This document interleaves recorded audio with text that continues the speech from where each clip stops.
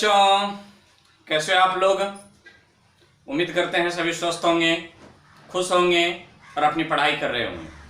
तो आइए हम लोग क्लास 12th की बायोलॉजी को प्रारंभ करते हुए आगे बढ़ा रहे हैं, जिसमें आप देख रहे हैं प्लांट रिप्रोडक्शन लेक्चर 07 लेक्चर है।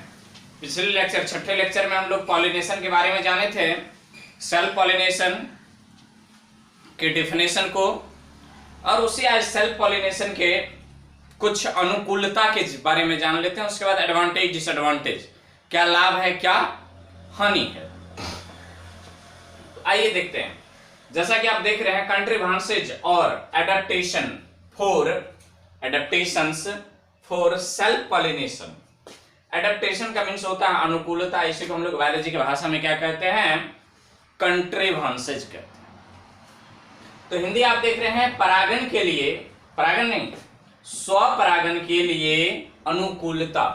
अनुकूलता मीन्स व्हाट, अनुकूलता कि स्वपरागण किन किन परिस्थिति में होगा, किन किन परिस्थिति में नहीं होगा, तो उसी को हम लोग क्या कहते हैं, अनुकूलता अनुकूलता। जिन परिस्थिति में स्वपरागण हो जाए उसे अनुकूलता, और जिन परिस्थिति में सेल्फ पॉलिनेशन ना हो उसे क्या कहते हैं, अनुकूलता। तो हमें पढ़ना है अनुकूलता के बारे में। तो अनुकूलता यदि जान लें, एडेप्टेशंस जान लें, तो इसके अलावा बाकी सभी अनुकूलता है। तो अनुकूलता के पहला नंबर है परिस्थिति नंबर 1, जिसमें स्वपरागण होने की संभावना है। पहला है, जैसा कि आप देख रहे हैं, होमोगेमी, HOMOGAMY, होमोगेमी। परिभाषा जानिए, प्लांट में जब स्टामेन, एंड्रोसियम का यूनिट है स्टामेन, तथा कार्पेल, गायनेसियम के यूनिट कार्पेल, एक ही समय में यहां छूट गया है, एक ही समय में परिपक्व, मैच्योर होता है तो उसे होमोगेमी कहते हैं। बस स्टामेन तथा कार्पेल को एक समय में ही मैच्योर हो जाना है, तब उसे क्या कहेंगे, होमोगेमी। अब मैच्योर का मतलब क्या, परिपक्व, एकदम जुआ जाना नहीं, क्या कहते हैं उसको, परिपक्व हो जाना। माने क्या कहते हैं उसको, युवा अवस्था को प्राप्त कर लेना मीन्स परिपक्व। जब एक ही समय में परिपक्व होगा, जैसे मान लिया जाए एंथर है, स्टामेन है तो एंथर है, एंथर परिपक्व हो गया, और कार्पेल मीन्स एस्टिग्मा या ओवरी, ओव्यूल परिपक्व नहीं हुआ, तो एंथर से पॉलन ग्रेन निकलेगा, कार्पेल पर पड़ेगा, स्टिग्मा पर पड़ेगा, लेकिन अब तो स्टिग्मा अभी मैच्योर है ही नहीं, उसको रिसीव नहीं करेगा, उसको ग्रहण नहीं करेगा। जब ग्रहण नहीं करेगा तो क्या पॉलिनेशन, फर्टिलाइजेशन की क्रिया होगी, नहीं होगी। इसलिए कहते हैं कि एक ही समय में क्या होनी चाहिए, परिपक्व होनी चाहिए। जब अलग अलग समय में हो जाएगा तब तो इसका पॉलिनेशन, अपना फूल का पॉलिनेशन पड़ेगा, लेकिन परागण नहीं होगा। जब वो परागण होगा, जब स्टिग्मा मैच्योर होगा, तब इसके पास अपना एंथर में पॉलन ग्रेन नहीं होगा, तो किसी दूसरे प्लांट से पॉलन ग्रेन को आना पड़ेगा, मीन्स पर परागण हो जाएगा। तो स्वपरागण की अनुकूलता है, होमोगेमी होना चाहिए। होमोगेमी से क्या होता है, देखिए, जब फ्लावर में स्टामेन तथा कार्पेल दोनों एक समय में परिपक्व, मैच्योर होता है, तो यह पूरी संभावना होता है कि सेम फ्लावर के एंथर से स्टिग्मा पर पॉलन ग्रेन स्थानांतरित होता है। पूरी संभावना है कि पॉलन ग्रेन क्या होगा, स्थानांतरित होगा। ठीक, अतः सेल्फ पॉलिनेशन को बढ़ावा मिलेगा। यहां पर देखिए एक फ्लावर बना लेते हैं, मान लिया जाए ये एक फ्लावर है,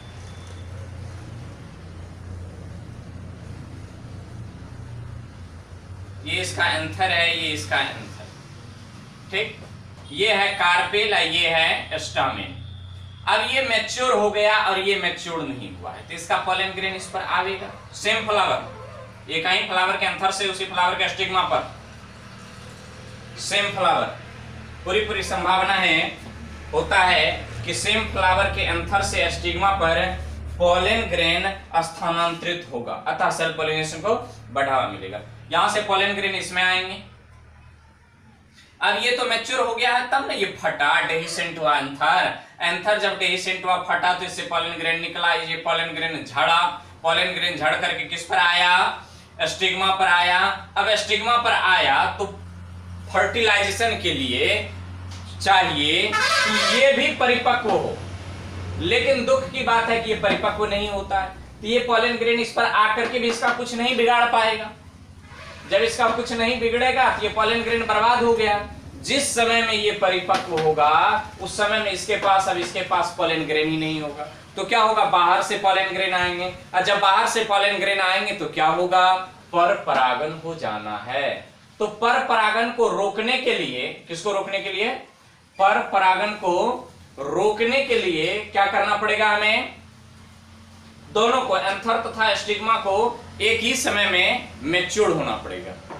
ठीक, तो यहां लिखा हुआ है जब फ्लावर में स्टामेन तथा कार्पेल दोनों एक ही समय में परिपक्व मैच्योर होता है तो यह पूरी संभावना होता है कि सेम फ्लावर के एंथर से स्टिग्मा पर पॉलन ग्रेन स्थानांतरित होगा, अतः सेल्फ पॉलिनेशन को बढ़ावा मिलेगा। एग्जाम्पल देखिए, सेल्फ पॉलिनेशन को बढ़ावा, ये होमोगेमी किस किस में होता है, व्हीट गेहूं, राइस धान, पोटैटो आलू इत्यादि ढेर सारे हैं, लेकिन प्रमुख उदाहरण ये हैं। तो इनको आप याद रखेंगे, इनको हम इरेज करेंगे, आप फटाक से छाप लीजिए। और फिर इसके दूसरे नंबर, जैसे होमोगेमी है तो फिर इसका दूसरा भी कंडीशन है, उसको देखेंगे, तो फटाक से इनको छापिए, हम इरेज करेंगे।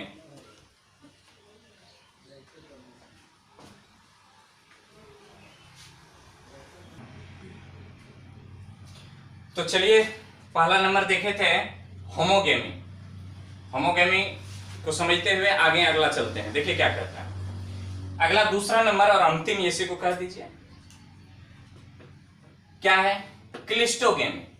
क्लिस्टोगेमी क्या है, जैसे देखिए, वैसे फ्लावर जो परिपक्व मैच्योर होने के बाद भी नहीं खिलता है, खिलना आगे हम लिखे हैं, नहीं खिलता है, अर्थात स्टामेन तथा कार्पेल सामान्यतः एक्सपोज परिवेश में बाहर खिल करके आना, एक्सपोज नहीं होता है, उसे क्या कहते हैं, क्लिस्टोगेमी फ्लावर कहते हैं। समझाएंगे। दूसरा नंबर देख लीजिए, यहां दूसरी पॉइंट लिखे हैं, सामान्यतः जब फ्लावर परिपक्व मैच्योर होता है तो वह वातावरण में पूरी तरह से ओपन हो जाते हैं, माने खिल जाते हैं, ओपन हो जाते हैं। जरा देखिए,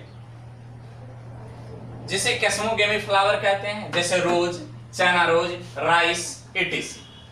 अगली पॉइंट लिखे हैं, क्लिस्टोगेमी फ्लावर प्रायः अंडरग्राउंड माने मिट्टी के अंदर होते हैं, अंडरग्राउंड फ्लावर होते हैं। एग्जाम्पल याद रखेंगे, ऑक्जेलिस, कॉमेलिना, जिसे कंचारा कहते हैं, खट्टी बुट्टी, ग्राउंड नट मूंगफली, इनमें से तो इसको जानते हैं, इसको जानते हैं, कंचारा को जानते हैं, खट्टी बुट्टी को जानते हैं। आइए देखिए यहां पर कहता क्या है, वैसे फ्लावर जो परिपक्व मैच्योर होने के बाद भी नहीं खिलता है। जरा यहां पर हम देखिए 3 किस्म के फूल लाए, जरा देख लो, ये देख रहे हैं, देख लीजिए, ये दिखाई दे रहा है, हाँ ये दिखाई दे रहा है, देखिए ये 3 किस्म के लाए हैं, फ्लावर लाए हैं, देखिए ये तीनों को देख लीजिए बारी बारी से। ये खिला हुआ नहीं है, ये थोड़ा ओपन होने को है, और ये पूरा ओपन हो चुका है, वातावरण में एक्सपोज हो गया है, खिल चुका है। ये गंदा फूल है, पूरा गंदा है ये, ठीक। तो देखिए क्लिस्टोगेमी, वैसे फ्लावर, कैसे फ्लावर, वैसे फ्लावर जो नहीं खिलता है, ये खिला हुआ है ना, ये देखिए खिला हुआ नहीं है, ये बंद है। तो वैसे फ्लावर जो परिपक्व होने के बाद भी बंदे रहता है, खिलता नहीं है, खिलता नहीं है, परिपक्व हो गया है और वो एक्सपोज नहीं हो रहा है, इसके जैसे नहीं हो रहा है, इसके जैसे हो रहा है। तब ऐसे फ्लावर को हम लोग क्या कहते हैं, क्लिस्टोगेमी। अब जरा सोचो, जब फ्लावर हमेशा क्लोज रहेगा, बंद रहेगा, वो खिलेगा नहीं, तो क्या बाहर से कोई पॉलन ग्रेन आकर के इसमें घुस सकता है? नहीं। इसमें जो पॉलिनेशन की क्रिया होगी, ये इसके अपने ही अंदर के पॉलन ग्रेन होंगे, इसके अपने ही अंदर के स्टिग्मा होंगे, इसे हम लोग सेल्फ पॉलिनेशन कहते हैं। तो ये क्लिस्टोगेमी फ्लावर जो है, ये किसको बढ़ावा देता है? सेल्फ पॉलिनेशन को। यहां लिखेंगे क्लिस्टोगेमी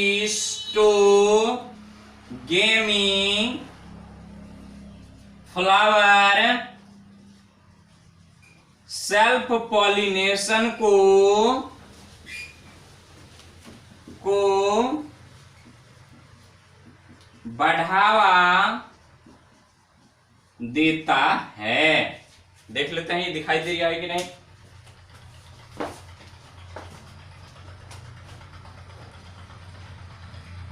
हाँ, दिखाई पड़ रहा है। तो क्या कहें, क्लिस्टोगेमी फ्लावर किसको बढ़ावा देता है? सेल्फ पॉलिनेशन को। क्यों? अभी तुरंत समझाएं। ये फ्लावर जब खिलेगा नहीं तो होगा क्या? बाहर से कोई दूसरे फ्लावर का पॉलन ग्रेन इसमें आएगा? नहीं आएगा। जब इसमें पॉलिनेशन होना होगा, परागन की क्रिया होना होगा, तो पॉलन ग्रेन कहां से आएंगे? इसी फ्लावर के एंथर का पॉलन ग्रेन होगा, इसी फ्लावर के कार्पेल के स्टिग्मा होंगे। तो अपने ही पॉलन ग्रेन, अपना ही स्टिग्मा बीचे में स्थानांतरित हो लिया, मीन्स सेल्फ पॉलिनेशन। तो जो फ्लावर खिलता नहीं है उसे कैसे फ्लावर कहते हैं? क्लिस्टोगेमी। और जो खिल जाता है, सामान्यतः जब फ्लावर परिपक्व मैच्योर होता है तो वह वातावरण में पूरी तरह से ओपन हो जाते हैं या खिल जाते हैं, उसे कैस्मोगेमस फ्लावर कहते हैं। एग्जाम्पल रोज। ये तो वैसे रोज नहीं है, ये क्या है, परडे है। नहीं, ये पूरा गंदा फ्लावर है, गंदा। मेरीगोल्ड, रोज, चाइना रोज, राइस, ये सबको देखे होंगे। रोज को एकदम एक्सपोज हो गया, चाइना रोज एक्सपोज हो गया, ये भी एक्सपोज हो गया। तो जो एक्सपोज हो जाए, जो खिल जाए, उसको क्या कहते हैं? कैस्मोगेमस। और जो खिले नहीं, इसके जैसे हो, हमेशा बंद रहे उसी में, उसको क्या कहते हैं? क्लिस्टोगेमी। तो उम्मीद करते हैं आपको ये समझ में आए होंगे। तो लीजिए, फटाक से छाप लीजिए, इसको मिटाएंगे, अगला बार लिखेंगे। अभी लिखने जाएंगे, लिखेंगे, पढ़ेंगे। सेल्फ पॉलिनेशन से लाभ, सेल्फ पॉलिनेशन से हानि। तो हम साइड हो जाते हैं। आप फटाक से लिख लीजिए, हम मिटा करके दूसरा लिखेंगे। फटाक से छापिए।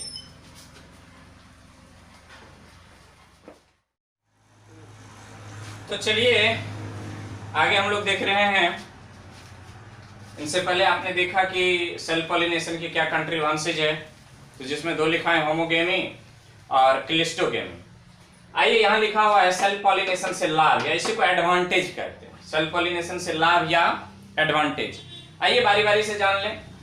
इसमें पॉलन ग्रेन ट्रांसफर के लिए एजेंट की आवश्यकता नहीं होती है, ये खुद से हो जाते हैं। एक कहीं फ्लावर है, इसी का स्टिग्मा है, इसी का एंथर है, तो एकदम फटाक से एकदम क्या हो गया कि वहां से डेहिसेंट हुई, एंथर फटा, वहां से पॉलन ग्रेन इस पर आकर के गिर गई। किसी बाहरी एजेंट, कीट, पतंग या फिर अन्य किसी माध्यम की आवश्यकता नहीं होती है। या इसकी खासियत है किनकी?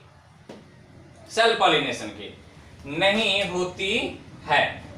देखिए आगे कहता है, इसमें पॉलिनेशन नहीं होने की संभावना बहुत कम होती है। चांस ही नहीं बनता है कि पॉलिनेशन नहीं हो। एक ही पुष्प के एंथर पर, एक ही पुष्प में एंथर से पॉलन ग्रेन उसी पुष्प के स्टिग्मा पर न गिरे, ऐसा संभव ही नहीं है। कभी कभी नहीं भी होता है, लेकिन 99% है कि पॉलिनेशन होगा, सेल्फ पॉलिनेशन। तो सेल्फ पॉलिनेशन नहीं होने की संभावना बहुत कम होती है। आगे देखिए, इसमें पॉलन ग्रेन की क्षति बहुत कम होती है। कैसे? तो पॉलन ग्रेन को इसी पुष्प के एंथर से इसी पुष्प के स्टिग्मा पर जाना है। बाहर से तो आना नहीं है, बाहर से तो आना नहीं है। और जब बाहर से नहीं आना है तो आने के क्रम में रास्ता में भी छत बितर तो हो जाएगा। तो पॉलन ग्रेन की बर्बादी आने आने में होगा, कुछ नीचे गिर जाएंगे, कुछ हवा में उड़ जाएंगे, कुछ यहां चले जाएंगे। दूर से आने में क्षति होती है पॉलन ग्रेन की। लेकिन यहां नजदीके में एंथर, नजदीके में स्टिग्मा, यहां से यहां जाने में एको दूगो पॉलन ग्रेन गिरा तो पॉलिनेशन हो गई। तो पॉलन ग्रेन की क्षति बहुत कम होती है। इसमें प्लांट को अधिक पॉलन ग्रेन नहीं उत्पन्न करना पड़ता है। अभी तुरंत बताएं कि जब बाहर से आएगा प्लांट कहेगा कि नहीं, इसको यहां से जाना पड़ेगा, तो रास्ते में ये टूटेगा, फूटेगा, गिरेगा, क्या होगा, नहीं होगा, उड़ेगा, जीवित रहेगा, मर जाएगा। इसके लिए प्लांट बहुत सारे पॉलन ग्रेन बना करके भेजता है वहां से, जाते जाते कम से कम 2-4 गो बच जाए। लेकिन यहां तो नजदीक है, यहां तो 2-4 गो बनाया, उसी में काम चल गया। तो पौधों को पॉलन ग्रेन बहुत कम उत्पन्न करना पड़ता है। किसमें? ये लाभ है, इसके एडवांटेज। आगे देखिए, इसमें फ्लावर को बड़ा, आकर्षक, रंगीन, गंधयुक्त होने की आवश्यकता नहीं है। रंगीन, गंधयुक्त, बड़ा, आकर्षक कब होना पड़ता है? जब कोई बाहर से आए, छुए, आह कितना प्यारा है, कितना छुछुंदर है, ऐसे करके छुए, तब ना आकर्षक। और जब आकर्षक है ये नहीं है, देखने में बढ़िया लगे नहीं रहा है, कोनो प्रकार के गंधे नहीं है, तो मनुष्य क्या, कीट पतंग भी उसके पास जाएगा? नहीं जाएगा।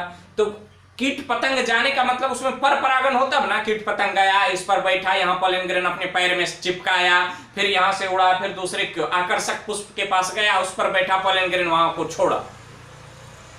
यहां तो एजेंट की आवश्यकता ही नहीं है।